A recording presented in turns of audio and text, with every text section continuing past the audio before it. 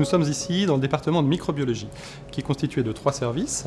Un premier service est dédié aux bactéries, aux antibiorésistances et aux mycoses. Un deuxième service est dédié à l'épidémiologie et à la génomique microbienne. Et le troisième service est dédié à la sérologie et à la virologie. C'est là où nous sommes actuellement.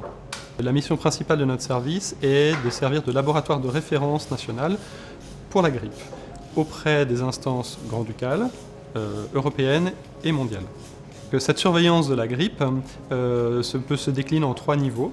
Il y a je parlerai d'un premier niveau qu'on peut appeler clinique, puisque nous organisons et nous collectons auprès du réseau Sentinelle, qui sont des médecins, des pédiatres, qui répartis sur tout le territoire, qui vont nous donner une indication du pourcentage de leurs patients qui sont atteints soit d'infections respiratoires aiguës, soit de syndrome grippaux. Nous allons collecter ces informations-là et ça va permettre d'identifier un seuil, à partir d'un certain niveau, d'un seuil épidémiologique, le début de l'épidémie de grippe. Ces informations-là sont extrêmement importantes et elles sont transmises via une newsletter à la fois au ministère de la Santé, donc le MISA, aux médecins et au grand public luxembourgeois, parce que toute personne peut s'inscrire à cette newsletter. Il y a un deuxième niveau de surveillance que j'appellerais virologique, puisque nous sommes un laboratoire de diagnostic. Nous allons chercher dans les frottis des patients, qu'ils soient de médecins sentinelles ou parfois du CHL ou d'autres laboratoires qui viennent nous demander un deuxième avis. Nous allons chercher la présence ou non du virus de la grippe, mais nous avons aussi les moyens de tester tout un panel de souches et de sous-types de virus différents, aussi bien d'origine humaine que d'origine animale.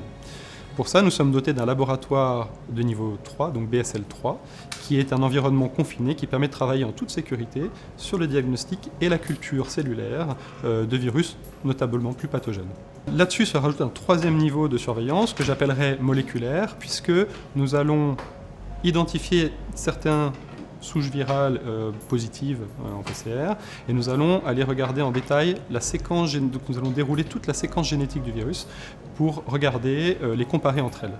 Ça permet notamment de détecter s'il y a des mutations qui peuvent expliquer soit des résistances à des traitements antiviraux, soit le fait que ça touche plus ou moins telle ou telle partie de la population, ou encore ça va permettre de suivre dans le temps l'évolution des virus, en gros de faire un arbre généalogique. On appelle ça un arbre phylogénétique, c'est un arbre généalogique des virus. On voit leurs liens de parenté entre eux et on voit d'où ils viennent et par où ils sont passés. Parfois, on a des saisons de grippe qui sont vraiment très intenses, comme en 2017-2018.